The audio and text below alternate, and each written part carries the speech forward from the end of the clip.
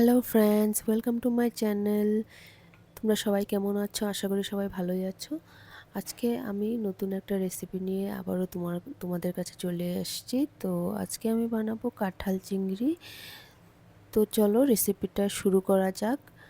তো রেসিপিটার জন্য প্রথমে লাগছে কাঁঠাল, কাঁচা কাঁঠাল এটা।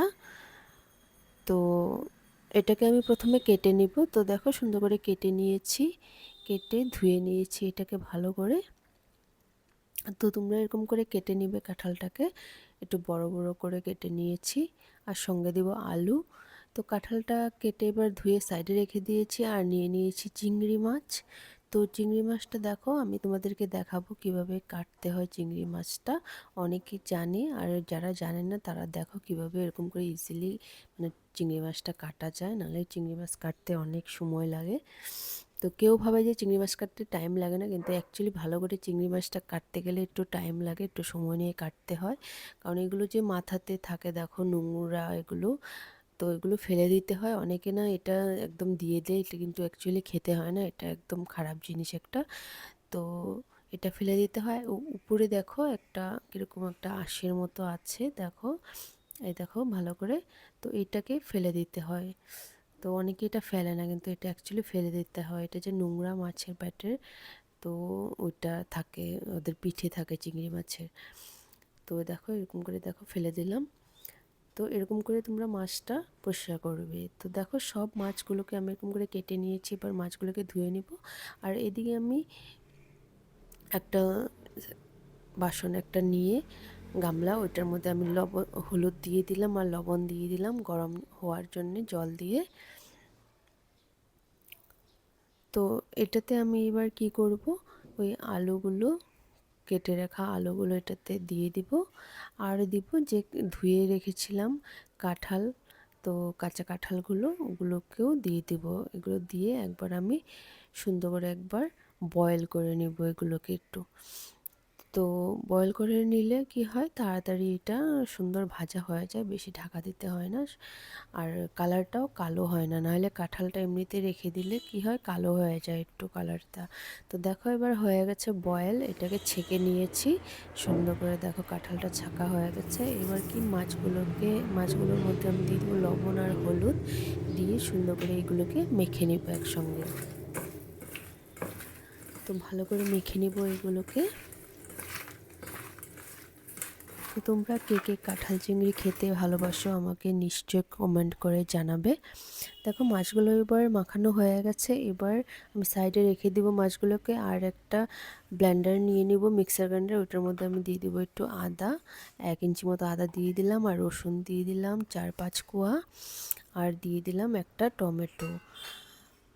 তো আর দিব কাঁচা লঙ্কা, আমি 4টে কাঁচা লঙ্কা দিয়েছি। তো দিয়ে এগুলোকে এবার ব্লেন্ড করে নেব সুন্দর করে। তো তোমরা লঙ্কা তোমরা কেমন ঝাল খেতে পছন্দ করে সেই অনুযায়ী তোমরা লঙ্কাটা দিবে। আমি ঝালটা একটু কম খাই, সেজন্য লঙ্কাটা একটু কম দিয়েছি। তো দেখো সুন্দর এরকম ব্লেন্ড করে নিবে মশলাগুলোকে সব। তারপর একটা আমি দেখো কড়াই বসিয়ে দিলাম গ্যাসের উপরে। আর দিয়ে দিলাম সর্ষের তেল। তো সর্ষের তেল দেওয়ার পরে কড়াইটা গরম হয়ে যাওয়ার পরে একটু ভালো করে নাড়াচাড়া করে নেবে চারদিকে সুন্দর করে। ভালো করে কড়াইটা গরম হওয়ার পরেই মাছগুলো দিতে হবে, নাহলে কি হবে, মাছগুলো নিচ থেকে লেগে ধরবে। তো মাছগুলো এবার দিয়ে দিলাম, চিংড়ি মাছগুলো সুন্দর করে এবার কি করব, হালকা করে ভেজে নিব। বেশি ভাজবো না এটাকে, হালকা করে একটু ভেজে নিব। কারণ চিংড়ি মাছ একটু কম ভাজতে হয়, বেশি ভাজতে হয় না। যেহেতু আমরা কাঁঠাল চিংড়ি বানাচ্ছি সেই জন্য ভাজছি, নাহলে তো ভাপা বানালে এটাকে ভাজতে হয় না। তো দেখো সুন্দর কালার এসে গেছে একদম। তো এটাকে নামিয়ে নিব এবার চিংড়ি মাছগুলোকে। তো চিংড়ি মাছগুলো দেখো সুন্দর নামিয়ে নিলাম। এবার ওই কড়াইতে, আমি কড়াইটা ধুইনি এক্সট্রা করে, তো ওই কড়াইতে আর অল্প তেল দিয়ে দিলাম। তেলটা দিয়ে এবার কি করব, আমি যে কাঁঠালটা বয়েল করে রেখেছিলাম হলুদ লবণ দিয়ে, সেটাকে এবার কড়াইতে ঢেলে দেবো। আর ঢেলে দিয়ে সুন্দর করে মিক্স করে নেব এটাকে, কাঁঠাল আর আলুগুলোকে। তো এইগুলোকে কী করতে হবে, ভালো করে ভেজে নিতে হবে। তো ভালো করে ভাজতে হবে, সেজন্য আমি এটার উপরে দিয়ে দিব লবণ 1 চামচ দিয়ে দিলাম। আর দিয়ে দিলাম হলুদ গুঁড়ো, দিয়ে আবারও ভালো করে মিক্স করে নেব। তো এটা ভালো করে মিক্স করতে হবে আর কাঁঠালটা সুন্দর করে ভাজতে হবে। কাঁঠালটা ভালো করে ভাজা হলেই টেস্ট আসবে, তো খুব টেস্টি হয়। কাঁঠালটা ভালো করে না ভাজলে একদম ভালো লাগে না। তো দেখো ভাজা হয়ে গেছে, তো নামিয়ে নিলাম আমি কাঁঠাল আর আলুটাকে। এবার কড়াইতে আবারও তেল দিয়ে দিলাম। তো কড়াইতে তেল দেওয়ার পরে আমি এবার দিয়ে দিব শুকনো লঙ্কা। তো একটা শুকনো লঙ্কা দিয়ে দিলাম চিড়ে, আর দিয়ে দিলাম দুটো তেজপাতা, আর দিব হচ্ছে জিরে দিয়ে দিব, গোটা জিরে, অল্প গোটা জিরে দিয়ে দিলাম, আর দিলাম গোটা গরম মশলা একটু ফাটিয়ে থেতো করে একটু দিয়ে দিলাম গোটা গরম মশলা, এলাচ, দারচিনি আর লবঙ্গ। তো আর দিব এবার কাঁচা লঙ্কা, একটা কাঁচা লঙ্কাকে দুভাগ করে আমি দিয়ে দিলাম, যেহেতু আমরা ঝাল কম খাই সেজন্য লঙ্কাটা কম দিলাম। আর দিয়ে দিব একটা পেঁয়াজ, বড় একটা পেঁয়াজ কুচি করে এটাতে দিয়ে দিলাম। এবার এইগুলোকে ভালো করে একটু ভেজে নিব। তো একটু ভাজা যখন হয়ে যাবে তখন দিয়ে দিবি এটাতে রসুন আমি থেতো করে দিয়েছি, 8-10টা রসুন এটা এখানে থেতো করে দিয়ে দিয়েছি। দেওয়ার পরে এটাকে আবারও ভালো করে মিক্স করব। তো আবারও মিক্স করে নিলাম। এবার এটার মধ্যে যা যা বেসিক মশলা আছে সেগুলো দিয়ে দিব লবণ, 1 চামচ লবণ দিলাম, 1 চামচ হলুদ দিয়ে দিব এবার। তো হলুদ দিয়ে দিলাম, আর দিব হচ্ছে কাশ্মীরি রেড চিলি পাউডার, 1/2 চামচ দিয়ে দিলাম কাশ্মীরি রেড চিলি পাউডার। এবার এগুলো সব উপকরণকে একসঙ্গে মিক্স করব। তো দেখো সুন্দর করে মিক্স করে নিলাম, আর কালারটা কি ভালো লাগছে দেখতে। তো এবার সবগুলোকে ভালো করে একটু ভেজে নিব, গোল্ডেন ব্রাউন হওয়া অবধি ভেজে নিব। তো দেখো ভাজা হয়ে গেছে সুন্দর। এবার যে মিক্সার গ্রাইন্ডারের যে পেস্টটা বানিয়ে রেখেছিলাম টমেটো, আদা, রসুন দিয়ে, সেই পেস্টটাকে এবার দিয়ে দেব। আর যে ব্লেন্ডারে লেগে থাকে মশলাটা ধুয়ে একটু জল দিয়ে দেব, দিয়ে এবার সবগুলোকে একসঙ্গে মিক্স করে নিব, আবার ভালো করে মিক্স করে নিব। তো এরকম করে নাড়াচাড়া করতে থাকতে হবে সুন্দর করে। তো দেখো এবার আমি কি করব, তেজপাতাগুলো না উঠিয়ে দেবো, এগুলো থাকলে একদম ভাল লাগে না। তো এটার ফ্লেভারটা চলে গেছে মশলার মধ্যে, তো এখন আর উঠিয়ে নিলেও প্রবলেম নেই। তো তেজপাতা উঠিয়ে আমি সাইডে রেখে দিলাম, আর মশলাটাকে এবার ভালো করে কষে নেব।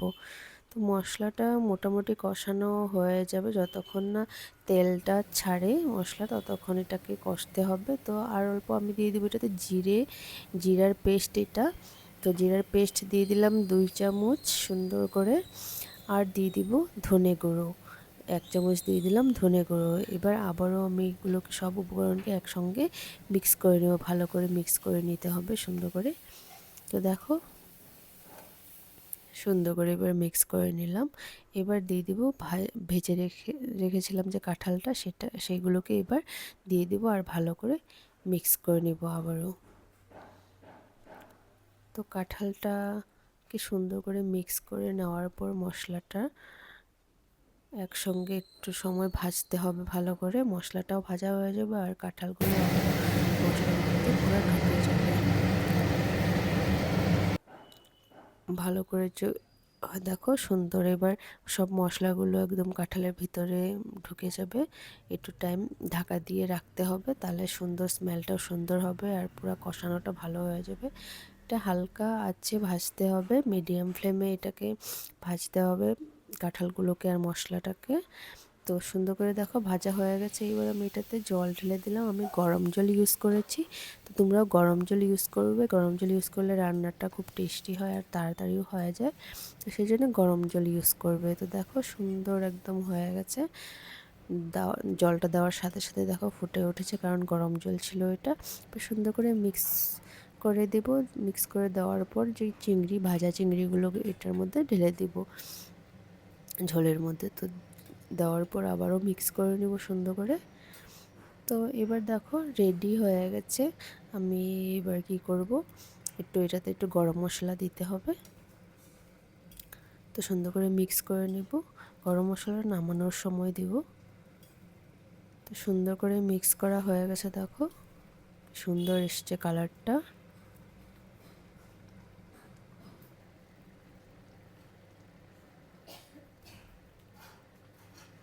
দেখো এবার গরম মশলা দিয়ে দিলাম অল্প, গরম মশলা ছড়িয়ে দিয়ে এবার ভালো করে আবার মিক্স করে নেব। আর অল্প দিয়ে দিলাম আমি ঘি, 1 চামচ ঘি দিয়ে দিলাম।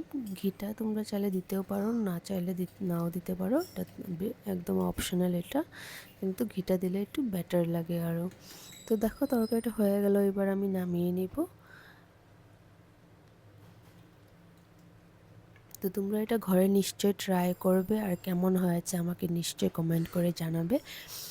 তো ভাতের সাথে এটা খেতে খুব টেস্টি লাগে। তো সবাই মনে হয় যে সবাই কাঁঠাল চিংড়িটা খেতে খুব ভালোবাসে। তো তোমরা ঘরে ট্রাই করবে, এটা নিজেদের লোকজনকে খাওয়াবে, নিজের ফ্যামিলিকে সবাইকে খাওয়াবে, বানাবে, ঘরে ট্রাই করবে। আমার রেডি হয়ে গেছে কাঁঠাল চিংড়ি। তো ভিডিওটা ভালো লাগলে আমার চ্যানেলটাকে লাইক, শেয়ার এবং সাবস্ক্রাইব করবে। Thank you for watching. দেখা হচ্ছে অন্য আরেকটা ভিডিওতে। তোমরা সবাই ভালো থাকবে, সুস্থ থাকবে। ভিডিওটা ভালো লাগলে প্লিজ আমার সাথে থাকবে, তোমরা সবাই আমাকে সাপোর্ট করবে। বাই বাই, দেখা হচ্ছে অন্য আরেকটা ভিডিওতে। তোমরা সবাই ভালো থাকবে, সুস্থ থাকবে।